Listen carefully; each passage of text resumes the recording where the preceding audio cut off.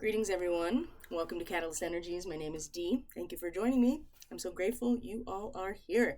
Capricorn, welcome to your full moon forecast, and truly welcome to everyone, just not Capricorn people, because I know there are other people who are watching videos just like I used to do and using it as a means to educate themselves and to practice the art and the language of astrology. So welcome, everyone, and we're going to go over the main astrological themes for our full moon in Capricorn, which is actually today, the 21st, as of this recording, up to our next new moon, which is going to be a Cancer new moon. It's going to be on the 5th of July, which means it will be conjunct Sirius. So even if you're not a Cap person necessarily, you're a Cancer person, even if you are a Cap person, which you probably are if you're coming to a full moon forecast for a sun, moon, and rising sign, then there's no getting away from the antithesis of Capricorn people, which is Cancer. So we're going to look at the main points along the way. So whenever we do these particular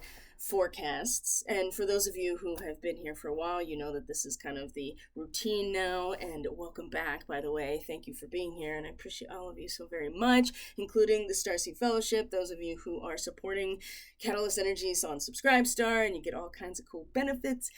Thank you for being here too. I really appreciate you all so very much. Now, you guys have gotten quite a bit of content in the last 2 to 3 days because I have released the solstice forecast. Actually, let me do some shameless promotion here for myself and let you know that's actually, I didn't think that was on there. This forecast, the general astrological forecast, is available for digital download through my website, linked in the description box. It's only $2.99. It's about 90 minutes, and it's just a general overview of the next 4 months, so you may want to consider that. It's if you go to the store, or I think it's store or shop, on my website, it has this, and I have personal readings available. Just because the solstice has now come to its exact point, it's still very present, and we have 4 months of a season to discuss. So I do have personal astrological forecasts and readings available for this time period as well.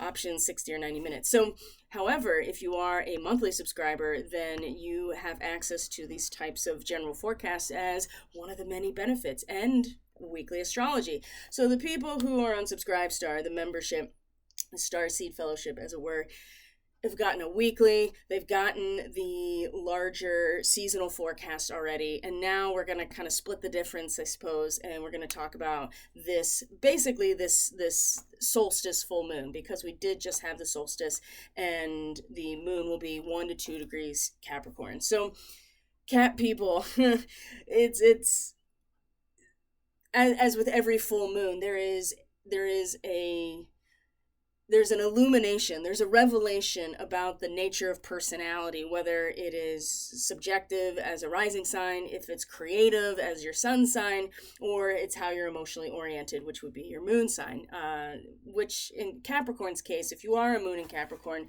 it is a difficult placement, I think, because moon in Capricorn is at its detriment, and in astrology that means that it's in the territory opposite of its home. So the moon is the ruling body of the sign of Cancer. Of course, there is quite a bit of representation right now in the sign of Cancer with the newly ingressed sun, and then Venus and Mercury in Cancer as well. In fact, Venus and Mercury, not that long ago, were in a conjunction at the solstice point, 0 to 1 degree Cancer. And so the foundation, the root system, the individual root system that Cancer represents is something that, the Capricorn people are kind of focusing on every time this year, right? Because we do have the solstice being at 0 degrees Cancer. But I would say with the full moon so closely aligned with it, that there is a very distinct opportunity for Capricorn people to do their best, do your best to be as emotionally oriented towards that aspect of self that normally you don't get to see as a Capricorn person. And that's mostly because the focal point, I would say, of the Capricorn identified person is the whole, right? Capricorn people take care of business because it's the business of the institutions that support all of us. So, but it's in relationship. And I suspect, Capricorn, that there is a lot of focus right now on, and will continue to be on, relationship. And however you identify relationship in your life, whether it's personal, whether it's professional, whether it's social, whether it's spiritual, that aspect of Cancer, which is about how you feel, right? Your feelings, your character, your integrity, your intuition, right? That comes out in relationship for you, whatever that relationship is. And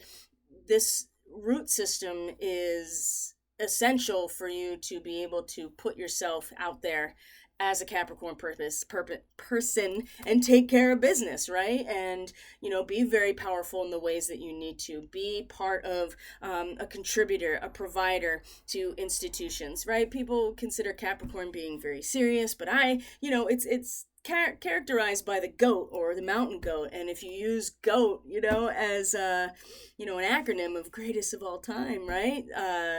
Capricorn people get it done, right? Because it's not about them. They are part of a whole. They're part of an intricate ecosystem or a large institution or a extended family, whatever it is, an industry, right? It is being, just riding the wave of the sacred matrix of reality, right? Of life itself.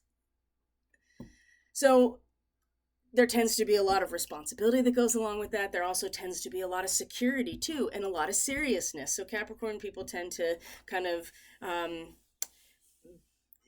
go in that direction. Now, we can't get away from our antithesis, Capricorn. So that would be Cancer, about how you feel, right? Capricorn people are really just like focused on the whole and being part of the whole and providing for the whole. And it's really not very often that the Capricorn person, unless they have some sort of dysfunctional fourth house, and we're going to get to that because that's where Chiron is right now and has been for a very long time. So which is the projection, Aries, right? And the projection of ego as a healthy thing, right?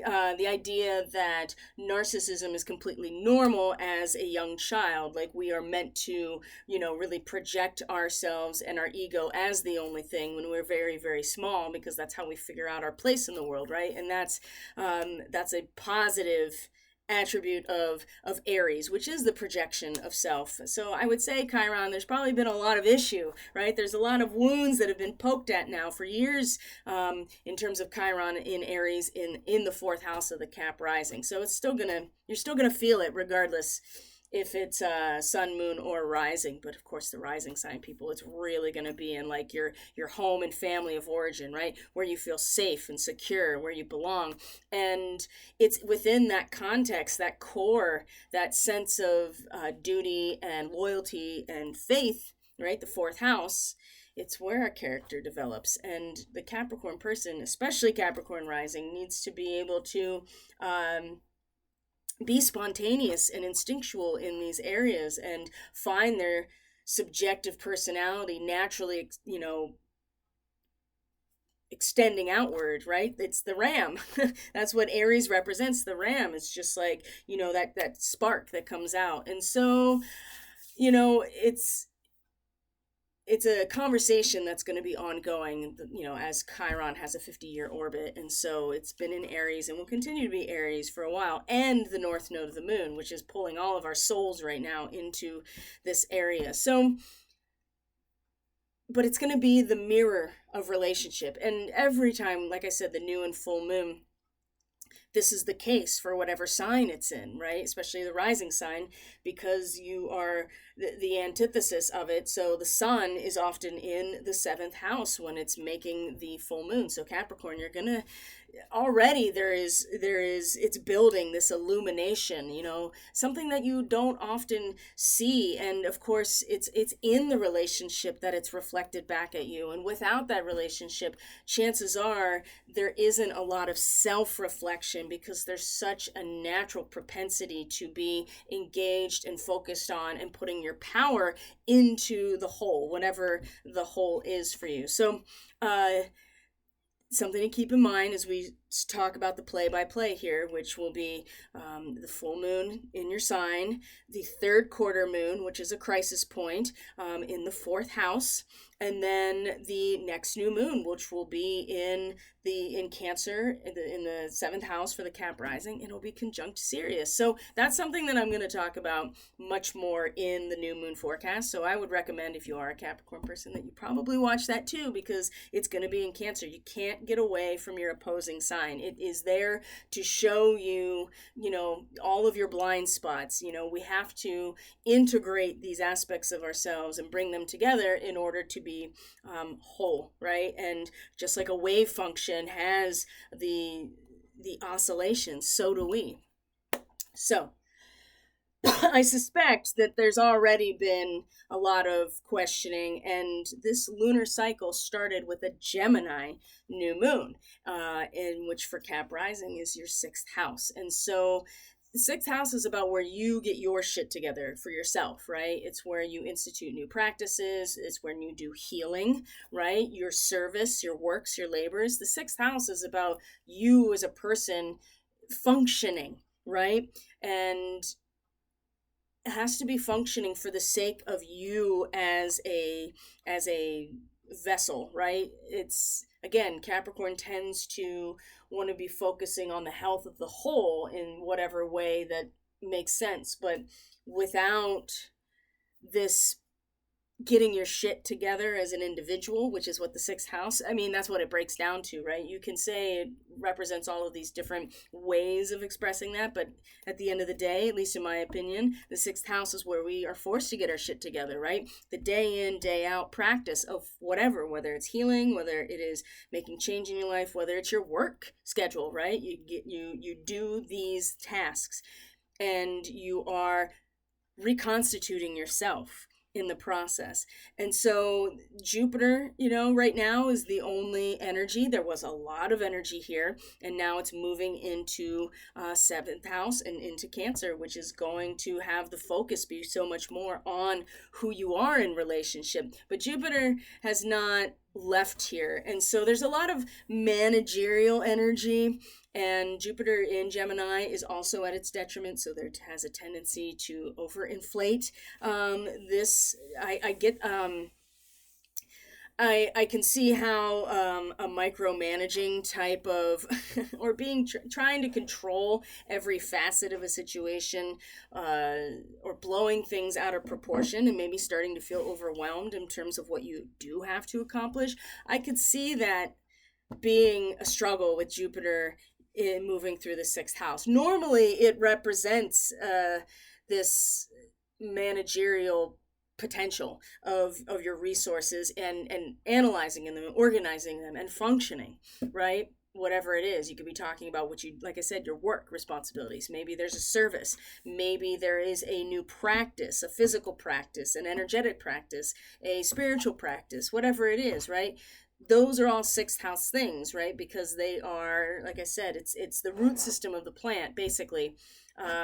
That it's the Virgo house. It's the root system of the plant, drawing what it needs out of the environment, which will be the soil, in order to support the growth of the fruit, right? And the fruit is the purified body. The fruit is the spiritual upleveling, or whatever. The fruit is the service that you're providing, the work that you're providing, the healing that you're doing. So, at least right now, while the moon is in Sagittarius before it comes into your sign and is completely illuminated, I do feel like that there is a bit of like, yes, there's always a resistance when there's oppositions like this, but I think that the moon in your 12th house Cap rising certainly is having you be able to tap into what it's all really for, right? There's only so much you can do for yourself, right? And you continue to do those things to the best of your ability. But there is a part of all of us, but especially Cap, that the purpose and meaning at the fundamentally spiritual level, the whole, right? Because that's what the 12th house is the end, right? The end of the story and what it's all been for. All the karma comes back around in the 12th house. And so I think that has probably given a bit of perspective, even if it's not mental. It's something that you may just have a sense of. You may just intuit. Maybe you're picking up on, a story that's more than just yours in that moment, but then it brings you back to, well, this is how I participate. And again, Jupiter can be very managerial, but it can be a little bit too much in Gemini because it tends to overcompensate when it's weak. Okay, so at this moment today where Jupiter is, it's really suggesting, Cap, that if you can trust, like have a more of a cooperation with life instead of trying to control for everything, it might be you might actually be able to manage these tasks or whatever it is you're doing a lot more with the bigger picture in mind. I think, it's like the well is already dug. You just have to, you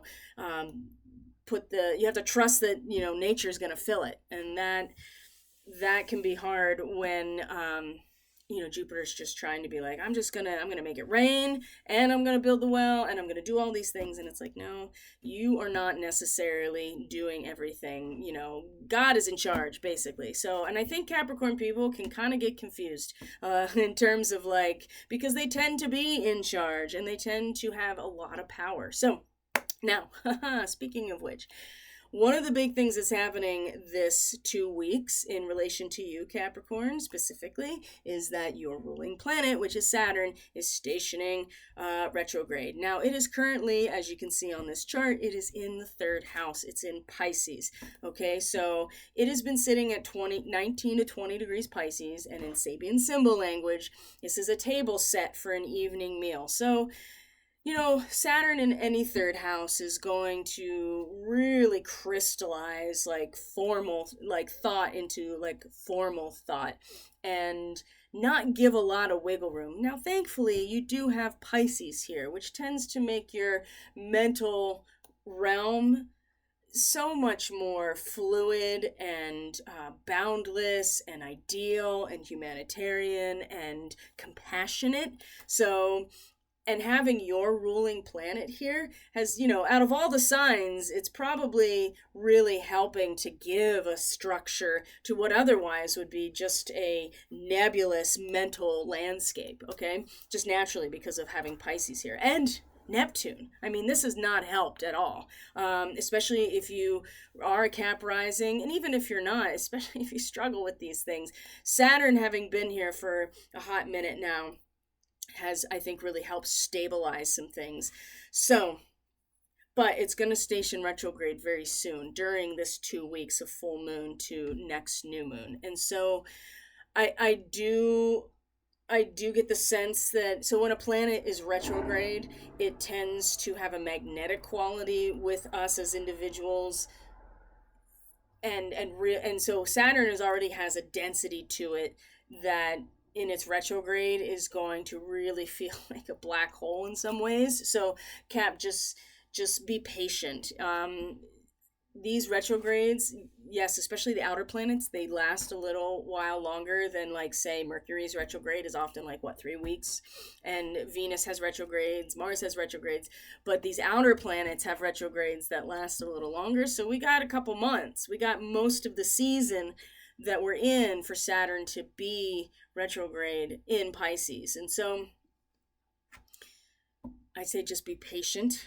You're already patient. That's the other thing. And Taurus is more of a sign of patience, and that's your 5th house. That's where you really express yourself as well. So I think that ultimately Cap people will fare well. There may be, and as we go along, always paying attention to the transits that are happening with your ruling body is always important. So as we go through certainly the next couple weeks and months and watching the different relationships to Saturn specifically, now I don't want to get too far ahead here because this is why you're supposed to watch the seasonal forecast, but you can already see that because there's this stack up now, Mercury, Venus, and the Sun in Cancer, they're all in turn going to come into a trine, 120-degree angle with Saturn. So this is very much going to stabilize things in terms of. I suspect that you may have like come to some sort of mental structure, perhaps a structure or something that is maybe a little rigid in terms of the way that you're organizing your mind, your daily travels, perhaps. The third house can be kind of like your commute, and that the web of energies that linking everything together perfectly and in divine accordance is going, it's there.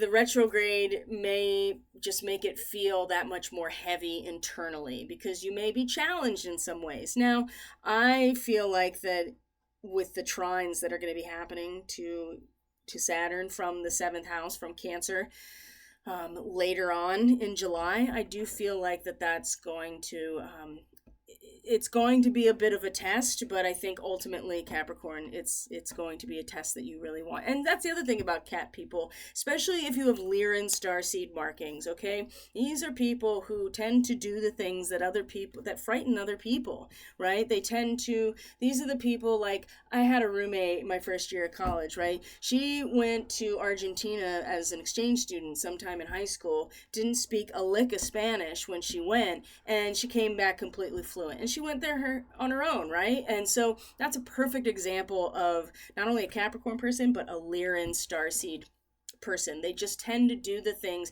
because they know what it takes. They're ambitious. They know what it takes to get things done, okay? So I do see that this will stabilize these trines that are going to be coming, but the retrograde is happening within the next 2 weeks. So that you may feel, and especially as the new moon happens, and then the moon on probably about the 5th or 6th of July is going to have that first trine to Saturn. So I think that'll give a sense. Again, it's hard for Cat people to really tap into their own intuitive channel because sometimes it's not about you, hardly ever. But if you don't make it about you first, then you're just as much a part of the whole as anyone else. And that's something that tends to get, especially Cat people that are probably strong Pleiadian starseeds.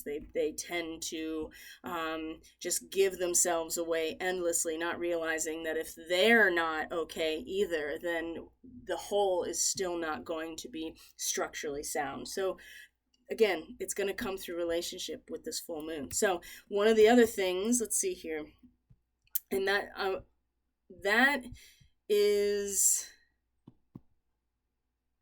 let me see here.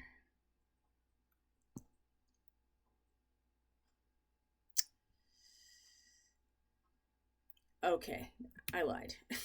So Mercury is going to trine Saturn in like a week. So let's look at that, shall we?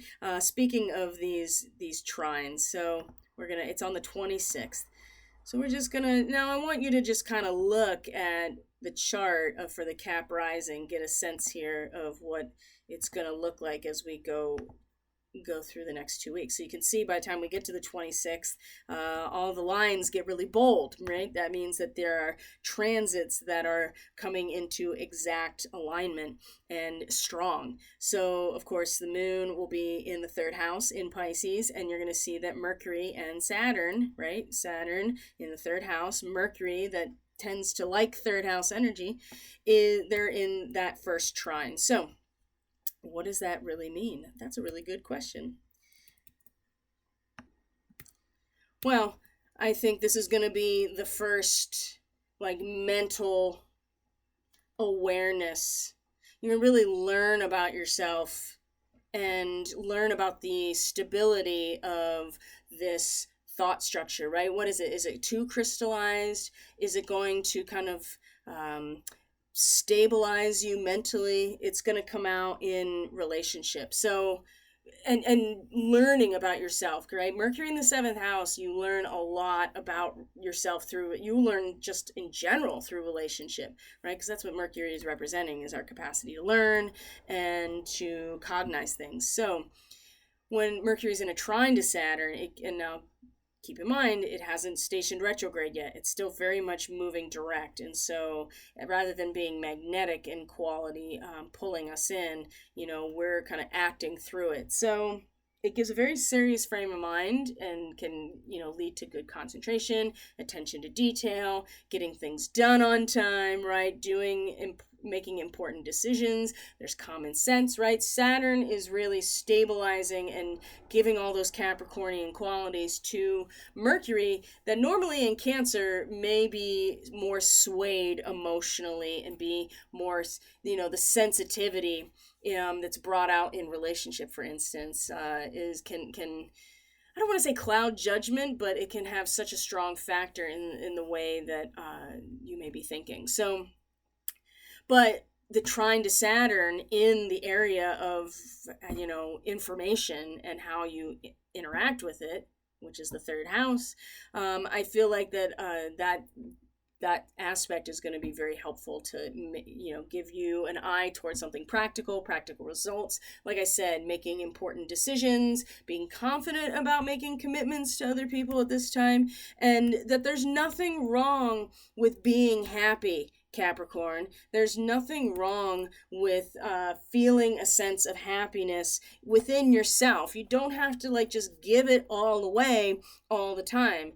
And that nurturing quality of Cancer, I mean, that's really what comes out in relationship for the Cap people. And there's nothing wrong with being happy with that and being happy with what's right in front of you as well. But there's also a sense here that maybe you stand your ground mentally or in your ideas and thoughts with Saturn here, knowing that at the right time, everything is going to come together as it is meant to come together. And that, again, will kind of give the Capricorn people a frame of mind of enjoying what is, right? Knowing that it's all part of the divine plan. So this, I do feel like, is very stabilizing for all of us, but definitely for the Cap people because of being Saturn ruled. And I think we're really gonna need this. Things are just getting a little much, wouldn't you say? And then the moon, where is the moon right now? I think it's in Pisces at this point. So it's moved through Aquarius. It's in Pisces on the 26th. And the next big play here, the next big event is on the 28th, so next Friday, a week from today, which is the third quarter moon. So it's in Aries. So always when you have a full moon in the first house, like the Capricorn rising people do, the third quarter moon, which is an ideological crisis, is represented with the square from the sun in the first house and the moon in the fourth house. Now, this is always a difficult one because the moon is at home in a fourth house and it's in Aries. So whenever there's a moon in Aries, right, tempers flare, and you can see that Capricorn people might be very hot-headed at home in their personal relationships, right?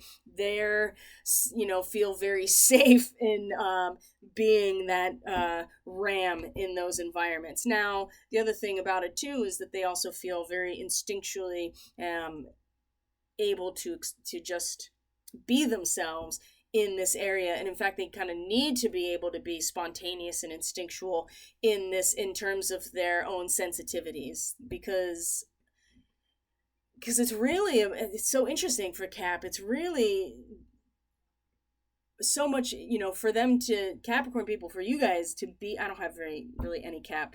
I have progressions right now in Capricorn, but in terms of natal chart, not so much. So it's interesting to have some progressions, like my Sun and Mars and stuff, and Mercury being in Capricorn progressed. It's something that I'm not naturally. So I guess this report definitely, I guess it would pertain to me too, to have my progressed Sun in Capricorn. Anyway, I hadn't even thought about that till just now. So the third quarter is always an ideological crisis. So what's the degree here that we're going to be working with this third quarter moon? And when I say ideological crisis, I'm like a crisis of consciousness, right? A crisis in terms of the cycle is ending, right? The moon is waning. The full illumination on our own soul of the solar energy is falling away now. And so we're already preparing for the next cycle. And so this ideological crisis is usually like, okay, the things that really just need to fall away, like all idols truly are getting torn down at this point. So these quarter moon phases are always usually these points of just, they are crisis, they're personal crises a lot of times. Even if they're experienced internally and personally, they still are very much crisis points. So let's see what degree we're working with here. On Friday the 28th, because my guess here, based on the astrology, is that we're looking at some aspect of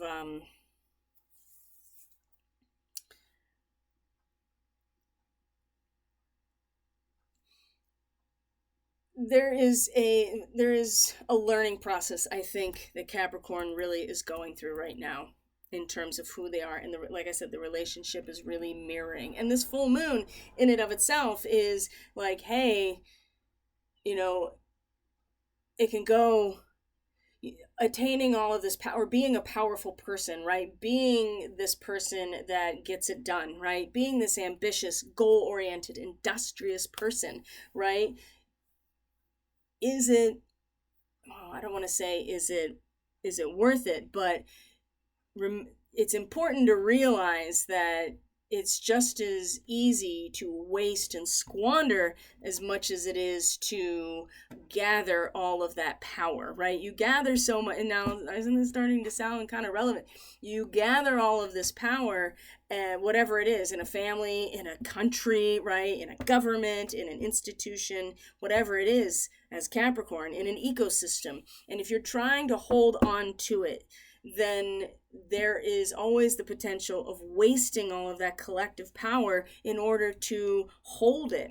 Now, the Cancer energy is about how we express that within ourselves, right? Because Cancer is, the constellation is the crab. It is the exoskeleton. So either it's a womb, either it's a family, either it's a country, it's a clan, it's a tribe, whatever it is. That's the exterior that protects our individual vulnerability. And that vulnerability is important because it's what really drives us and is responsible for our devotion to whatever. If it's a family, if it's a spiritual family, if it's a country, right? A clan.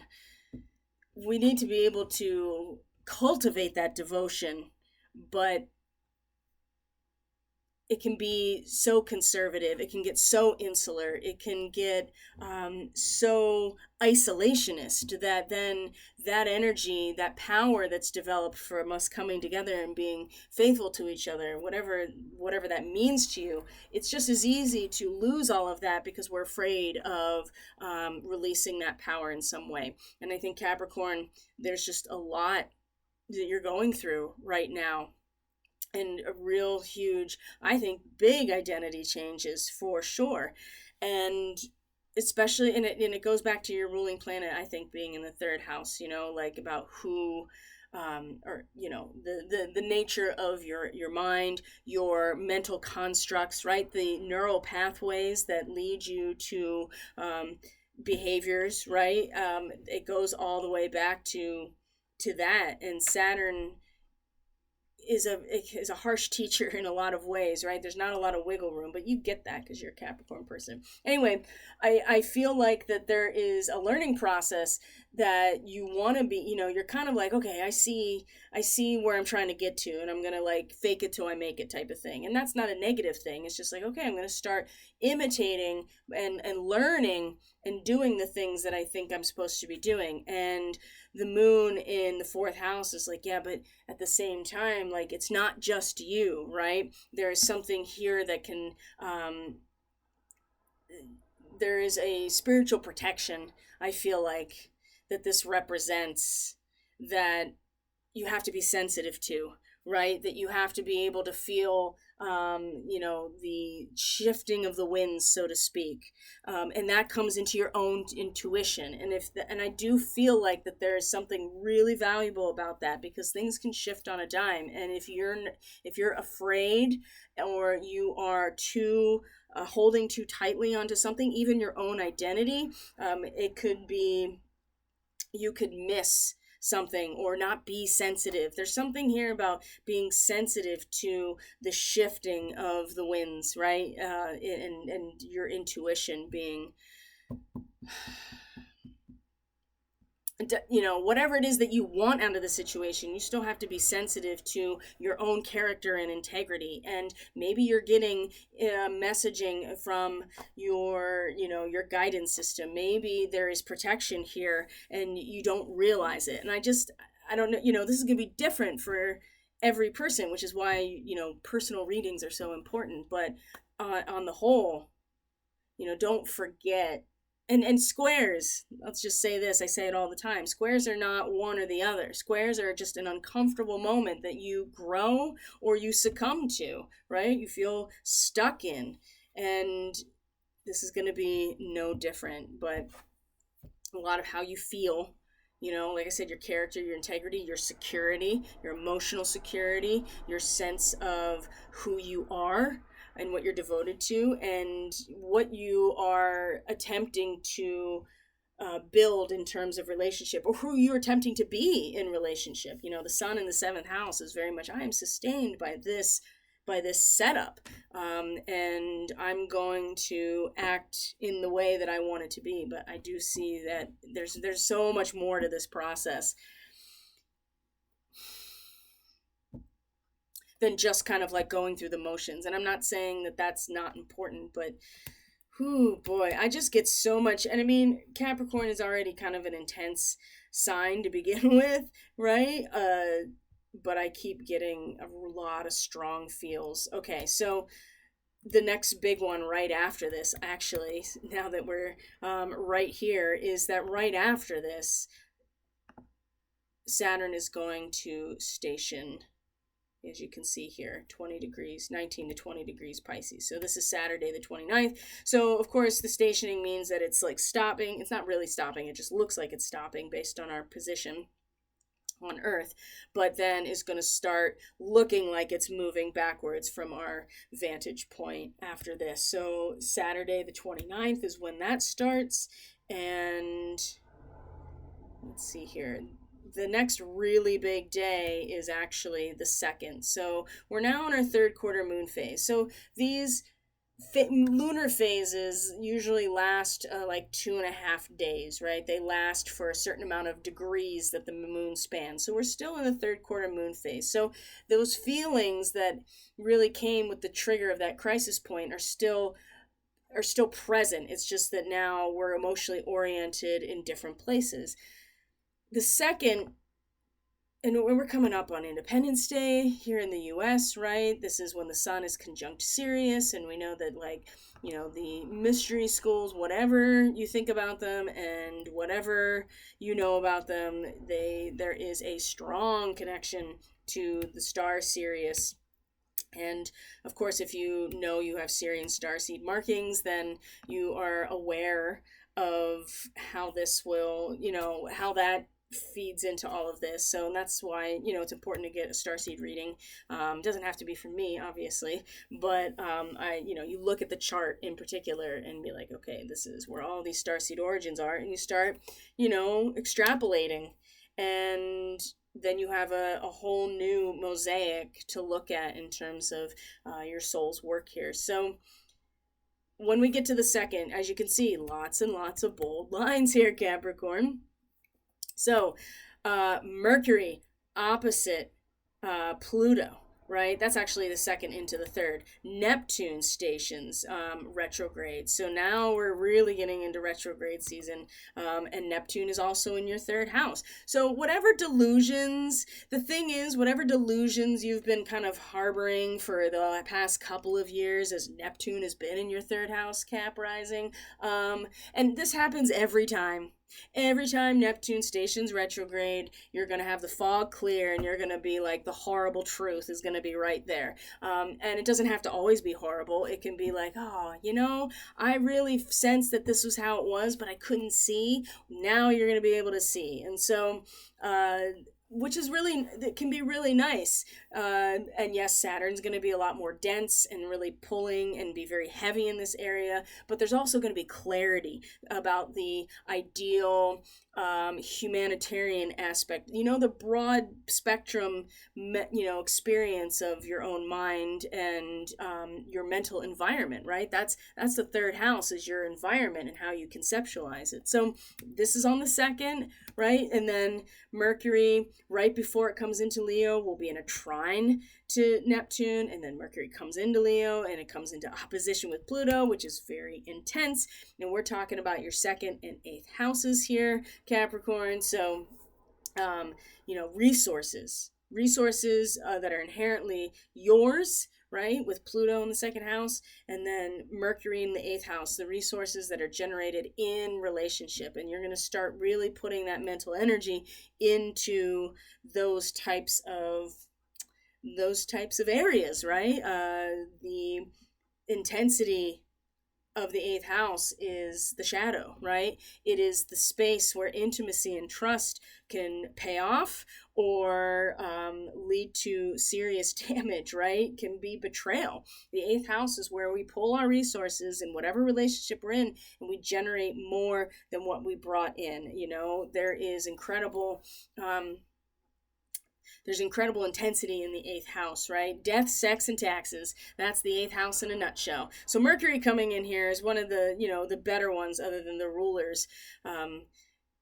Because Mercury and Hermes in mythology was the only deity who could go into the underworld and come back. So, the mind can traverse these areas without getting stuck as easily as other aspects of the self. And so, yes, it'll be intense, but I also get the sense that Cap, you're going to really start addressing and exploring mentally what resources have been generated in relationship and what the potential is, right? Especially with Pluto in your 2nd house and it's in the retrograde, right? It's been revealing a lot of where your inherent power really stands, and what is actually meaningful to you, what has true value. That's the 2nd house. What is inherently yours, and destruction to lead to new regeneration is the whole MO of Pluto, right? But it's raw and it's powerful, and it cares not how I feel or you feel or even what we think. It is just raw destructive power, and the retrograde is like, okay, here's the open wound here for you to just see and feel and realize the damage that's already been done. And now with Mercury, I feel like a little bit of a detached but also very passionate type, because we're talking about Leo here, passionate type of, oh, okay, let's start really investigating these darker areas of my own, my own shadow. Let's go into those dark corners that I never go into, because there's been so much revealed already. And yeah, Pluto, that's the thing, like once you can get a grasp of Pluto in general, right? When the death of the ego or the physical death doesn't scare you anymore, when change doesn't scare you anymore, and I'm not saying that we don't all go through, our own cycles with this, but then you can really start to see, and explore how that has influence the collective resources, whatever it is. Death, sex, and taxes. That's the 8th house. So that's happening on the 2nd. Neptune is stationing retrograde on the same day. Venus, and that's the other one. Venus is in a trine, as you can see here, to Saturn. So we have another one of the Saturn trines. So that's Mercury, and now that's Venus, just in this 2-week period. So Venus trine Saturn. Now you can go to a website called astrologyking.com and look up any of these transits. There's a lot of really good information. So you would type in Venus trine Saturn transit and you would find tons of websites. This is a great transit to commit to something and make long-term investments. Okay, so Venus, and now we're talking about relationship, right? Ooh. Now remember, Saturn's retrograde. No, these, and so it may be a little bit heavy, your speech, your communication, your routine in some ways, whatever it is. Even just your mental faculties, it might be really rigid with the retrograde, and you may have to stand your ground here. But the thing is that relationships can really benefit from a sensible approach and steadiness. And Venus in the seventh house, she loves being here, right? This is one of her home territories, right? So sensitive to the form of the relationship itself and the nurturing aspect of it when we're talking about Cancer. Because Cap, let's just be real here, like, you have this powerful exterior, but you're really just mushy on the inside, and it's in relationship that maternal aspect really comes out of you, and you can't truly be of service to the whole in such a powerful way without having a strong devotion. So Venus here, of course, is going to make it that much more meaningful, and having this trine to your ruling planet is I think it's very beneficial. New love can be found, especially with something like this, right? Maybe you are standing your ground mentally. Maybe you are like, you know what, this is just what, this is the framework mentally. I'm not going to budge in this area. Or you realize that there is, like I said, that there is a web of energies that connects everything perfectly, and the table is set for the right time. And so maybe this just gives you a sense for what you do want to commit to. So existing relationships can enjoy closer bonding and stability, and communication might be really good right now with Saturn in the third house. So if there has been a stressful relationship, this is a really great chance to work through the problem and find a solution, okay? And a feeling of mutual respect, an eye for practical outcomes. I do feel, Cap, that this is a very good transit for you as you're working on relationship land, whatever that means to you. And I think specifically about relationship. Now, Venus will rule other things like fashion and jewelry and art and stuff, but the placement of everything with Venus in Cancer in the seventh house for Cap rising, I feel like this is really about committing to a relationship, making long-term investments as well, and a very sensible approach and an ability to really work through problems and find a solution. I like this, especially as there's this intensity with Mercury and Pluto in opposition leading up to ultimately a new moon in Gemini. So, which is on the 5th. So we have the 4th of July, and then Friday the 5th is when we have the Cancer new moon. And the other thing that's going to be happening is that I believe Mars is going to come into a sextile or a 60-degree angle also with Saturn. And Mars is in your 5th house. This is your passion. This is your joy. This is how you creatively express yourself, right? And which, is probably with a lot of a lot of good taste, style, because Venus rules this house, 5th house, a sense of, again, stability, maybe some patience here, very artistic in turn, like physical art, or just being really really enjoying expressing yourself through like physical and material things, right? I do feel like that could be expressed in the same way. So Mars, of course, Uranus has been here, and we'll talk more about that, in various different formats, because Mars and Uranus are really soon, actually July 15th, will be conjunct in this area. So just so you know, there will be like kind of a supercharge,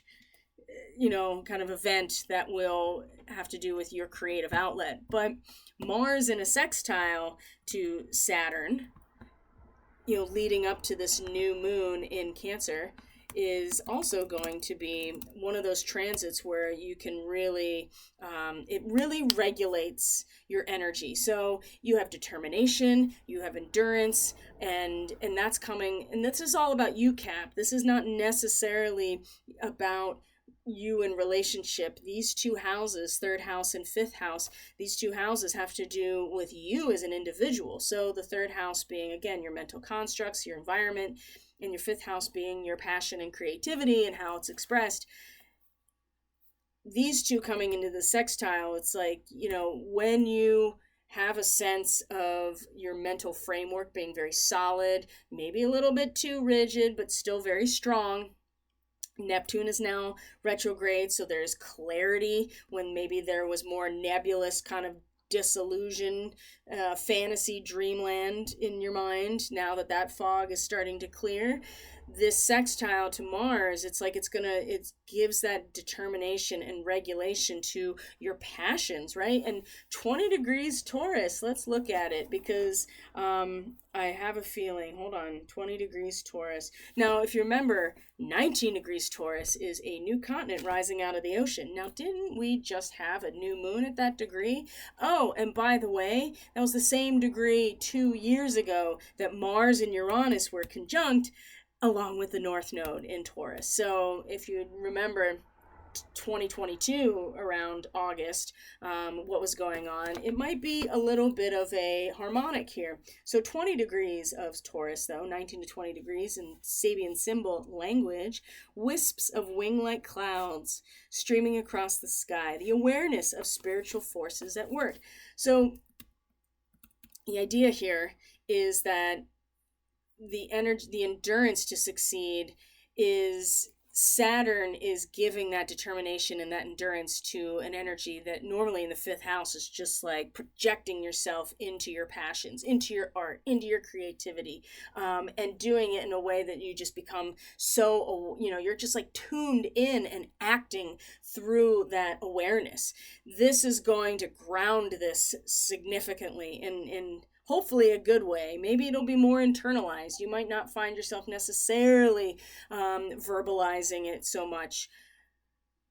There's a strong work ethic, attention to detail with this transit, and so you can attack complex and challenging things and tasks, right? And it really favors manual work like mechanics or construction. So if you if you are a Cap person, like a Cap rising person, but any Cap person who loves physical art or is a master builder or a carpenter or something, you know what I mean? Make sculpture. I feel like that this will really give that kind of like, hey, let's get to work here.